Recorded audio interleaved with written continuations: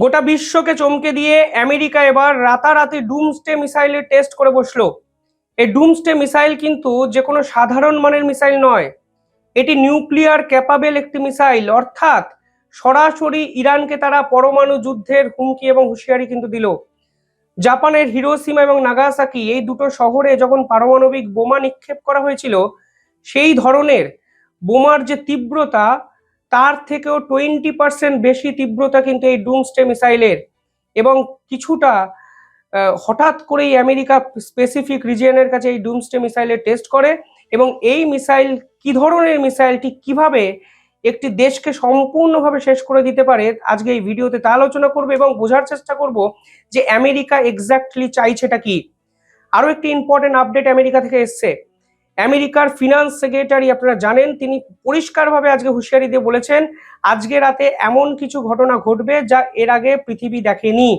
Coat unquote, আমি একটু ওনার স্টেটমেন্টটা পড়ে শোনাচ্ছি এবং তাহলে আপনারা বুঝতে পারবেন আমেরিকা ভয়াবহ কিছু পরিকল্পনা করছে। সেখানে তারা বলেছে যে আজকে রাতে আরো বড় এবং বিধ্বংসী হামলা ইরানের উপরে হতে চলেছে, এবং তারা ডেডলাইন ঘোষণা করে দিচ্ছে কখন এই হামলা হবে সেটাও তারা বলে দিয়েছে। এবং আপনারা বুঝতে পারছেন ঠিক তার আগের দিন ডুমসডে মিসাইলের টেস্ট যা আমেরিকার পক্ষ থেকে করা হয়েছে। ফলে সব মিলিয়ে এক ভয়াবহ প্রবণতা, বিশ্বযুদ্ধের মুখে দাঁড়িয়ে আছে কি গোটা পৃথিবী, আমেরিকা চাইছে এটা কি, এই প্রশ্ন কিন্তু আজকে উঠে যাচ্ছে এই ডুমসডে মিসাইলের টেস্টিং এর পর। এই ডুমসডে মিসাইল পৃথিবীর যে কোনো জায়গায় আমেরিকা কিন্তু নিক্ষেপ করতে পারে, অর্থাৎ আমেরিকায় বসে আপনি গোটা বিশ্বের যে কোনো জায়গাকে টার্গেট করতে পারেন।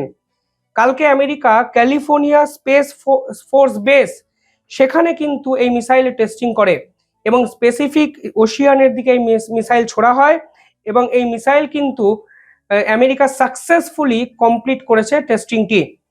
প্রধানত মার্শাল আইল্যান্ড, যেই আইল্যান্ডকে আমেরিকা লিজে নিয়েছে, সেখান থেকে কিন্তু এই টেস্টিং করা হয়েছে এবং সেই মিসাইলটি 6700 কিলোমিটার ট্রাভেল করেছে। ফলে প্রায় গোটা বিশ্বকে কভার করতে পারে এই মিসাইল, তা কিন্তু আমেরিকার পক্ষ থেকে ঘোষণা করা হয়েছে। কেন ডুমসডে বলা হচ্ছে? প্রথমত এই মিসাইলটি হলো নিউক্লিয়ার ক্যাপাবিলিটি এবং স্ট্র্যাটেজিক ডিস্ট্রাকটিভ যে পাওয়ার এতটাই প্রবল পাওয়ারফুল, তার জন্য কিন্তু এই মিসাইলের নাম ডুমসডে মিসাইল। ফলে এর থেকে শক্তিশালী মিসাইল সাধারণভাবে কোনো দেশের কাছে কিন্তু থাকে না। পাশাপাশি এই মিসাইলের যদি আপনি স্পেসিফিকেশনগুলো দেখেন তাহলে দেখবেন এই মিসাইল থার্মো নিউক্লিয়ার ওয়্যারহেডসকে ক্যারি করে। পাশাপাশি এটি একটি শহরকে সম্পূর্ণভাবে ডিস্ট্রয় করে দিতে পারে, ধ্বংস করে দিতে পারে, এবং এটা স্পিড এতটাই বেশি যে পৃথিবীর কোনো র্যাডার সিস্টেম এই মিসাইলকে ধরতে পারে না, কোনো ডিফেন্স সিস্টেমের ক্ষমতাই নেই এই মিসাইলকে মাঝ আকাশে ধ্বংস করার। ফলে এক্সট্রিমলি ফাস্ট স্ট্রাইক ক্যাপাবিলিটি আছে এই মিসাইলের, এবং এটি কিন্তু আমেরিকা যে নিউক্লিয়ার সিস্টেম তার প্রধান একটি অংশ। ফলে আপনি বুঝতে পারছেন কোন মারাত্মক প্রবণতায় আমেরিকার পক্ষ থেকে তৈরি করা হলো কালকে। হিরোশিমা শহরে যে নিউক্লিয়ার বোম ফেলা হয়েছিল তার থেকে ওই মিসাইল 20% বেশি শক্তিশালী।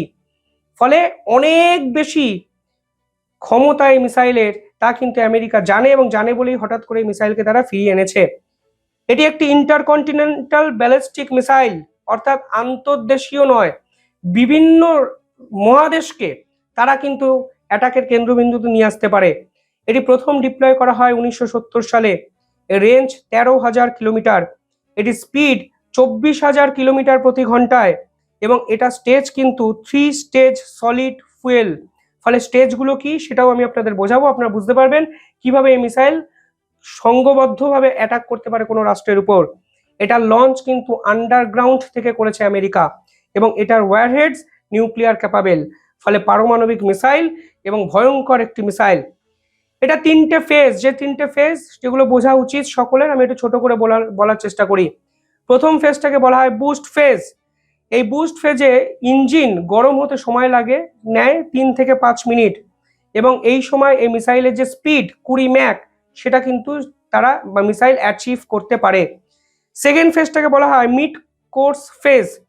এই সময় মিসাইলটি অ্যাটমসফিয়ার থেকে স্পেসের দিকে রওনা হয়ে যায়, অর্থাৎ অ্যাটমসফিয়ার থেকে বেরিয়ে যায় উপরের দিকে, এবং এই সময় যে রকেট থাকে মিসাইলের যে রকেট, সেই রকেট থেকে নিউক্লিয়ার ওয়্যারহেডস গুলো কিন্তু আলাদা আলাদা হয়ে যায়। ফলে এই মিসাইলের এতগুলো ওয়্যারহেডস আছে, কোথায় গিয়ে পড়বে তা সম্পূর্ণভাবে যিনি কন্ট্রোল করেন তিনি কিন্তু নির্ধারণ করতে পারেন। এই মিড কোর্স ফেজটি 20 মিনিটের একটি ফেজ। পরবর্তীকালে যে ফেজটি আসে তাকে বলা হয় রি এন্ট্রি ফেজ, এবং এই সময় এই যে ওয়্যারহেডস গুলো আছে সেগুলো স্পেস থেকে ফের অ্যাটমসফিয়ারে আসে এবং টার্গেটকে স্ট্রাইক করে। এই মিসাইলে MIRV টেকনোলজি আছে, অর্থাৎ মাল্টিপল ওয়্যারহেডস ক্যাপাবিলিটি আছে, অর্থাৎ একটি নির্দিষ্ট ওয়্যারহেডস নয়, এতগুলো ওয়্যারহেডস বিভিন্ন জায়গায় আক্রমণ করতে পারে। ফলে আপনি ধরার আগেই আপনার একটি শহর কার্যত ধ্বংসস্তূপে পরিণত হতে পারে। এবং এই মিসাইলকে কিন্তু এবার আমেরিকা ইরানকে সরাসরি যুদ্ধে হুঁশিয়ারি দিয়ে ব্যবহার করে ফেলেছে। পাশাপাশি যখন এই মিসাইল টেস্টিং নিয়ে এত চারিদিকে হইচই পড়ে গেছে, ঠিক তখনই ইসরায়েলের পক্ষ থেকে 80টি যুদ্ধ বিমান নিয়ে প্রায় 230টি মিসাইল বর্ষণ করা হয়েছে ইরানের উপর, এবং ইরানের যে রাজধানী তেহরান কার্যত ধ্বংসস্তূপে পরিণত হলো কালকে। এবং আজকে আবার আমেরিকা ঘোষণা করে দিয়েছে যে তারা আজ রাতে এমন কোনো বড় বিস্ফোরণ ঘটাতে চলেছে বা এমন কিছু বড় আক্রমণ করতে চলেছে যা কিন্তু গোটা বিশ্ব ভাবতেও পারেনি। ডোনাল্ড ট্রাম্প পরিষ্কার বলেছেন ইরানের নিঃশর্ত আত্মসমর্পণ তিনি চান, কিন্তু ইরানের পক্ষ থেকে পরিষ্কার বলে দেওয়া হয়েছে যে কোনো অবস্থাতেই কোনো আত্মসমর্পণের প্রশ্নই আসে না। উল্টে তখনই পুরো বিষয়টি মীমাংসার জায়গায় যাবে যখন আমেরিকা চাইবে, অর্থাৎ ইরান এবং আমেরিকার এই যুদ্ধ কিন্তু আরো জটিল জায়গায় চলে গেল, তা কিন্তু এক প্রকার নিশ্চিত। এবং পুরো বিষয়টাই কিন্তু একটি প্রক্সি ওয়ারে পরিণত হয়েছে, আমি যেটা বারবার বলছি। ইসরায়েলের উপর আক্রমণ করছে লেবাননের হিজবুল্লাহ গ্রুপ, রাশিয়া ইরানকে ইন্টেল সাপোর্ট দিয়েছে, যে ইন্টেল সাপোর্টের কথা সামনে চলে এসছে, এবং সেই ইন্টেল সাপোর্ট পেয়েই আমেরিকার একাধিক সেনাঘাঁটি কার্যত চূর্ণ বিচূর্ণ করে দিয়েছে ইরান।